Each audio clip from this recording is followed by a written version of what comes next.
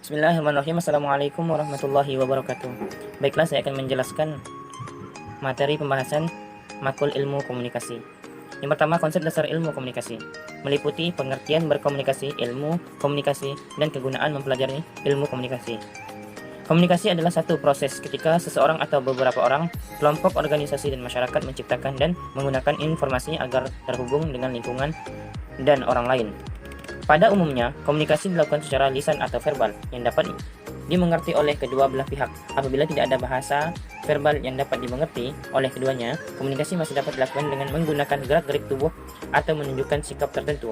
Misalnya, tersenyum, menggelengkan kepala, dan mengangkat tangan. Cara seperti ini disebut komunikasi dengan bahasa non-verbal. 3. Selanjutnya, prinsip dasar komunikasi. Komunikasi adalah proses simbolik. Setiap perilaku mempunyai potensi komunikasi. Komunikasi punya dimensi isi dan dimensi hubungan. Komunikasi berlangsung dalam berbagai tingkat kesengaan. Komunikasi terjadi dalam konteks ruang dan waktu. Komunikasi melibatkan prediksi peserta komunikasi. Komunikasi bersifat sistemik.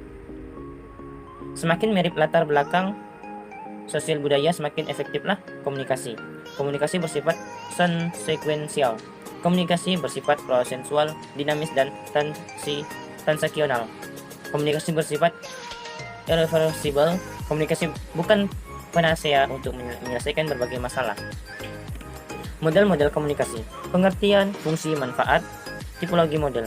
Model komunikasi sendiri adalah suatu proses dari gambaran bagaimana cara berkomunikasi antara satu orang dengan orang lainnya, dengan sederhana yang juga memperhatikan antara satu komponen.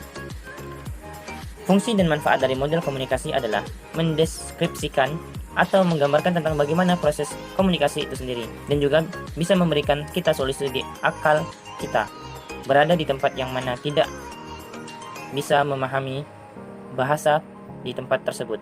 Jadi, model komunikasi bisa memberikan kita solusi seperti kita berkomunikasi, menggunakan gerak-gerik badan kita kepada orang lain. Tipologi model adalah ilmu yang mempelajari tentang pengelompokan berdasar tipe atau jenis yang berbeda.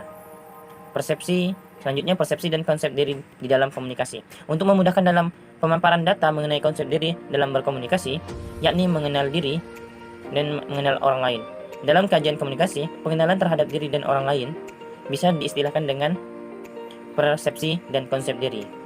Persepsi dan konsep diri yang baik dan positif terhadap diri orang lain dan diri sendiri akan membentuk komunikasi yang baik dan positif terhadap diri sendiri dan orang lain.